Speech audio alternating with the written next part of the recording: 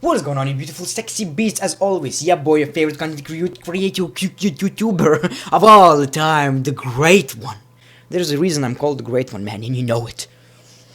What the fuck? Thank you for tuning in to another WWE predictions video. It always does great on my channel for some reason, I have no idea why. Today we're talking Clash of Champions, Clash of the Champions, WCW, WWE, Night of Champions, whatever. It's SmackDown Live Pay-Per-View, that's how we're going to call it. SmackDown Live Pay-Per-View, because they're always just a big SmackDown. Instead of being an actual pay-per-view, it's just a good version of SmackDown, you know. Let's get honest out here, it's not as big as we would hope it would be. Am I excited for the pay-per-view? To a certain degree. I kinda am, but at the same time I'm not quite sure.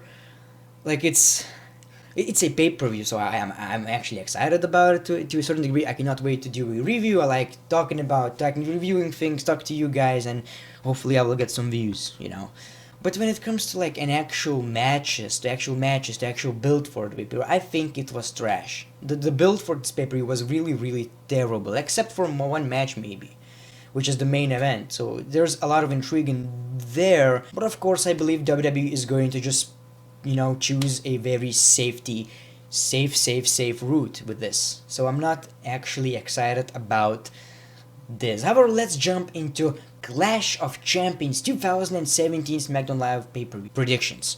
WWE Clash of Champions kickoff show. Zack Ryder versus Mojo Rawley. Yes, so excited about that one. It's so unpredictable. Oh my god. Who's going to win? Zack Ryder, who's been losing for the past 10 years in the WWE? Or Mojo Rawley, who's boring but still kinda gets a little bit of a push? Of course, it's Mojo Rawley, that's my prediction.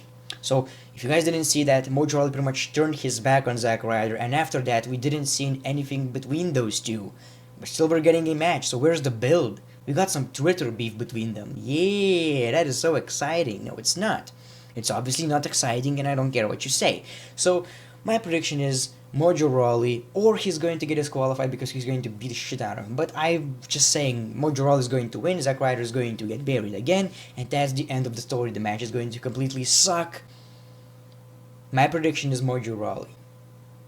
Deal with it. The Bellagio Brothers versus Breezango, another very unpredictable match.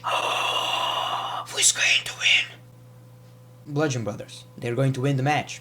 Obviously, and I'm not even, mad about that. The Bludgeon Brothers, when it comes to those guys, they're so entertaining, man.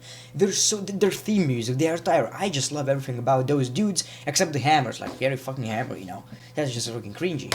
Stop doing that. Stop doing that, please. Except for that part, I do believe they're effing great. They are amazing. Just like I said, their theme song, their agility, their strength, their moveset, everything is fine about these two dudes. So I hope they're going to win this and actually move to the WWE title picture.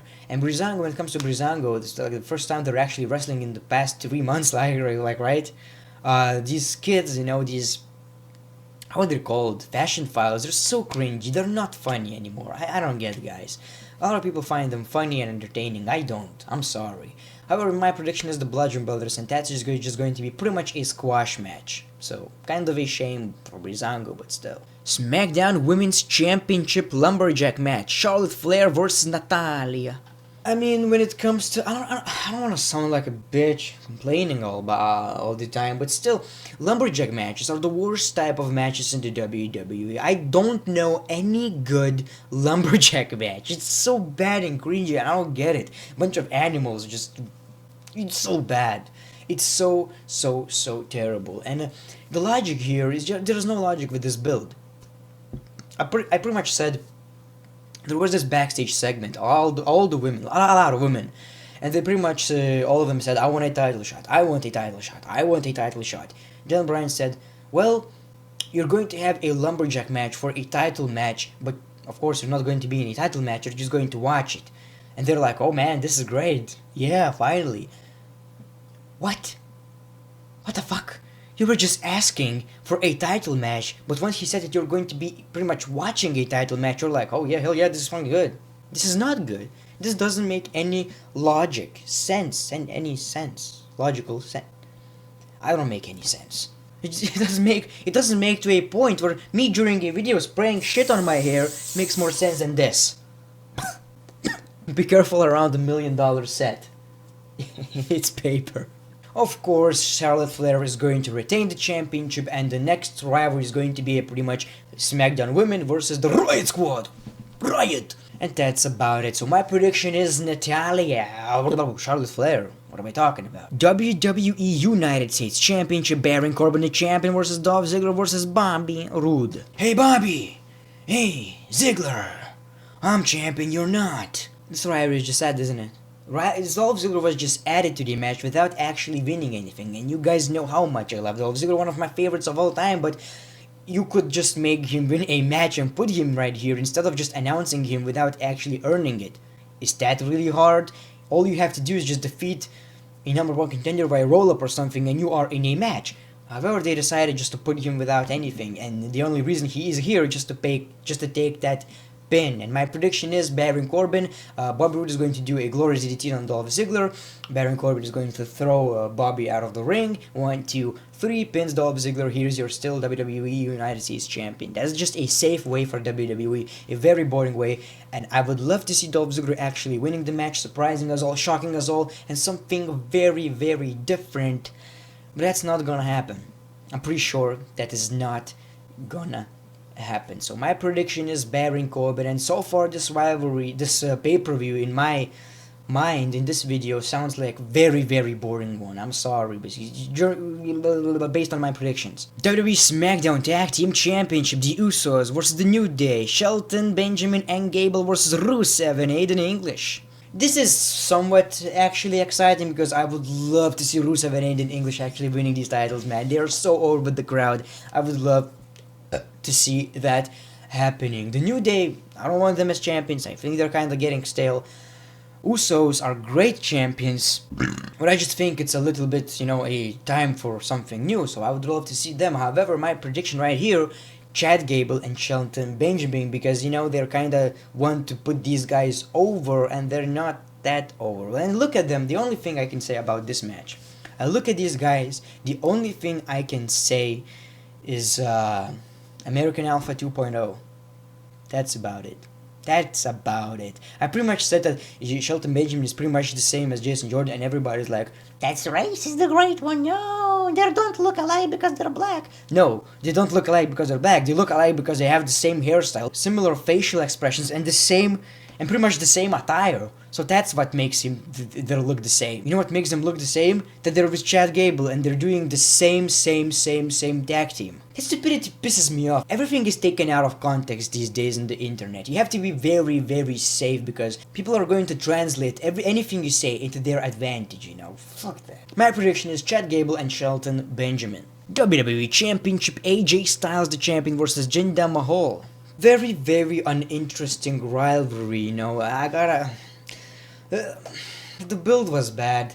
The only good moment was when AJ Styles actually won the championship, and there are two scenarios of this one. There are two scenarios, the good one and the bad one. And all I'm gonna say, if Jinder wins, we're going to get Jinder versus Cena.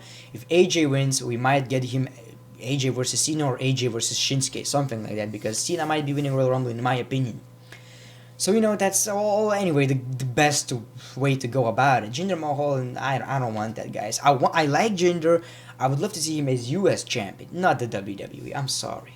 That was a failure, in my opinion. WWE title not main eventing a pay-per-view, it was bad. It was really bad. I don't have anything to say about this match other than that AJ Styles is entertaining. Other than that, what else? What else we have never seen before? So my prediction is, I'm going to make a bold prediction. It's, I'm not quite sure if I even believe that, but I'm going to say Jinder Mahal. I'm going to say Jinder Mahal is winning the title. I don't know why, but I just have this very bad feeling. Jinder is winning this, maybe. My prediction. Sami Zayn and Kevin Owens versus Randy Orton and Shinsuke Nakamura, Shane McMahon and Daniel Bryan are special guest referees. This is exciting. I love this one. This might be the only match that I really, really, really care about. There are so many ways this can go. Shane McMahon will disagree with Daniel Bryan in my opinion because they're referees. Daniel Bryan is not a heel, but he just sees it not fair how Shane McMahon is treating these guys. They were punished, but he's still, punishing them. And there are so many scenarios. I can already see 3 heel turns that can happen during this one. Daniel Bryan heel turn by actually siding with these two. Shane McMahon heel turn by actually doing something really, really wrong, and Daniel Bryan actually deciding to help someone because he's out of control. Or Randy Orton heel turn, turning on someone, one of these guys. On Shinsuke or Shane or Daniel Bryan, it doesn't even matter. But there could be a Randy Orton heel turn as well, or some multiple heel turns. You never know. But it's exciting. There are so many possibilities, but they're probably going to do the safe route. This is my prediction.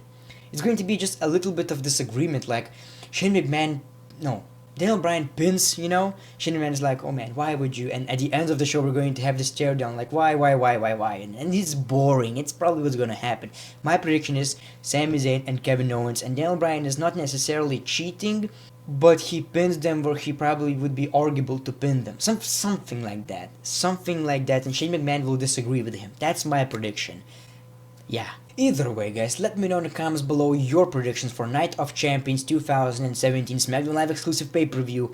What do you think about it? What do you think about the build for the show? What do you think about the matches? Especially tell me, who do you think is going to win the main event, if it's main event like the tag team match?